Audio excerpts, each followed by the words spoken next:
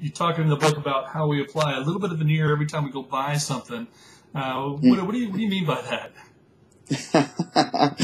Yeah, I actually was talking, via email, someone who had emailed about that, saying, is it bad that we can, buy nice things, and just because we consume doesn't mean that it's an empty thing or whatever. But what happens is, we've been talking about this. We talked about it at Q. Jason actually in his presentation talked about how the meaning confers through the things that we buy, and it's no secret the branding experts out there who hoist up all these great brands to us, they're connecting to some kind of need or some kind of perceived need in you and I, right?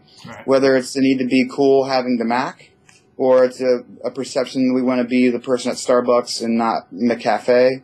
Right. We want to be the person, driving the BMW and not the Chevy. So it's all those kinds of things. Whether or not we are intentional about it, even, it does communicate something to the outside world. Whether that's right or wrong, I guess that's kind of debatable. But the fact is, we do communicate meaning. And what happens, I think in the book we try to say this, obviously if I'm a surfer, I think we use Chris Malloy as the example of this. Like, Chris Malloy is going to wear Patagonia stuff or Hurley or whatever, and that's fine.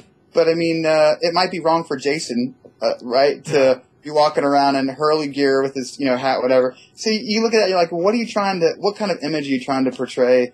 And what are you saying about yourself? And I think, that's kind of a exaggerated example, but what do we do, this may be a weird segue, but what do you do even in the Christian world? I was just there, right? We were at Q, and it would be easy to adorn yourself with brands and styles of dress that is really hip and popular to look like, the hip and popular guy. Right.